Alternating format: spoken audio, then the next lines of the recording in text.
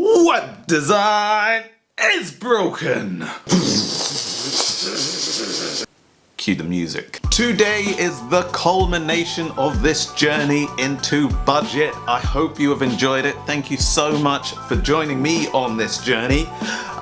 I'm really excited to actually open up this final piece of the puzzle, which is how you can figure out a reasonable budget for your website that is sane and that doesn't give you things like buyer's remorse afterwards, and that you can actually go back to in several months' time and be like, well, actually, I can see exactly why I spent what I did on that project. Up until this point, you would have been aware of your biases as a human, including loss aversion, whether you're coming from a pain or a gain perspective. You also would have mapped out where your project sits on a graph of risk versus complexity, high risk, low risk, high complexity, low complexity, and you'll start to have a feel for what size of investment you should make. Now, this last bit, what we're tackling is actually what is it worth to you in pounds sterling. Let's do this. Let's talk about ROI, return on investment. This is going to be one of the key bases upon which you place your web design budget.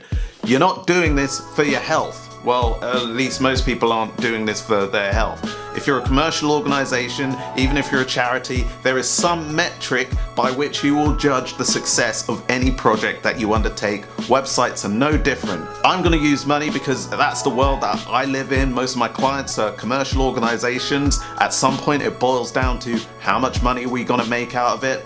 Let's use that. The key things to remember when we're exploring what something is worth to you, what this website project is worth to you, is to think about the tangible and the intangibles. So the tangible things that this website might be worth to you might be the new capabilities it gives you. It might give you the ability to serve your customers better. It might give you the ability to ship products to new markets internationally or something like that. It might give you the ability to reduce your administration. These are all very tangible things that you can look at maybe on a balance sheet and go, well, hey, look, we've got this capability now and that's provided to us by the website and it's worth exactly X. We can measure that. But there's also the intangible aspects of it as well.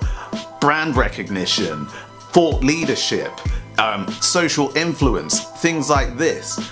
Like, they also have a value to your business and can affect the way that you do business to a greater or lesser extent. So those things have to be considered jointly. Let's jump into a more concrete example. Let's take consultancy, for example. Let's say you're a brand new consultant. You've got to a fantastic place in your corporate career, but you want to take that next step. You want to reach further shores. Let's say you think that in your first year as a consultant, you'll work your existing networks, you'll do some extra networking.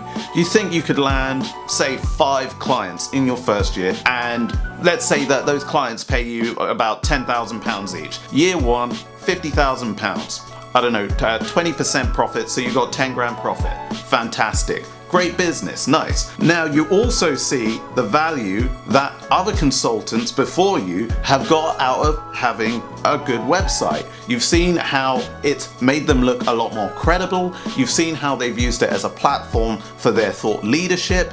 You've seen how they've been able to share their content more easily around social networks, and you've seen how they've been able to charge a premium. So you think maybe if you had a decent website that made you look good and professional, help people understand who you are, why you do what you do, and why you're better than the competition, and also gave you a platform for sharing your thoughts and ideas about your industry, you think that that could not only help you sell at, say, a 10% premium, but you could probably land 1 or 2 extra clients as a result of the increased reach and influence that the website will help you to achieve.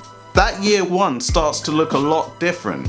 So our first 5 clients, instead of them spending 10,000 each, they're spending 11,000. So that's 5,000 extra pounds, and that's just pure profit because you've sold at a premium. You've not delivered anything different. you've just sold at a higher price. Plus the extra 1 to 2 clients that you think you'll make on the back of it, that year starts to look like 66 to 77,000 in revenue and 18 to 21,000 in profit. Those are significant numbers. What we've got to do now is take our do nothing scenario and compare it against our website scenario. In our do nothing scenario, we thought we'd make £10,000 of profit. In our website scenario, we think we'll make £18,000 to £21,000 of profit. If you take those two numbers away from each other, then you're left with the core of what a website is worth to you. This is the upside that you hope to gain by investing in a website. So now we've got this figure, this extra £8,000 to £11,000. What do we do with that? Now this is where it's over to you, because the reality is that unlike regular equities, unlike normal investments, websites typically don't hold a huge amount of value to anyone else outside of that business. Yes, it is possible to set up an e-commerce and sell that, but for the types of businesses that I know I deal with on a daily basis, most of their websites are only valuable and only really work in the context of that business. If you were selling the business, then yeah, the website would definitely be an asset. But what we're looking for with websites is generally a good rate of return. You can actually spend more money than you will ever get back out of it. You can end up in negative equity. So if we're taking this £8,000 to £11,000, there's no point in spending 12, because you'll spend 12, you'll get 11 back in the first year, and you'll have to wait 2 years to see an actual return. So you might want to start by thinking, what am I willing, what am I prepared to risk money-wise in order to see that kind of return? Go back to the risk versus complexity quadrant that we were talking about in the last video. Is this high risk, high complexity? Yeah, well then you want to be investing 50%, maybe even more than that. Is this a low risk, low complexity thing? Well then invest as little as you can to get a reasonable job done. Only you are gonna know what the answer is. I hope you've understood that it's not a cut and dry, one size fits all answer, and at the end of the day, it's your business, it's your responsibility, so you've ultimately got to make the calls on it. I'm just hoping that what I've done in these videos has been enough to help you make that informed decision and help you feel that you're making the right choice when you're buying a website. My name is Aaron Taylor. I'm helping you have better conversations and make better decisions when you are buying a website. Till next time.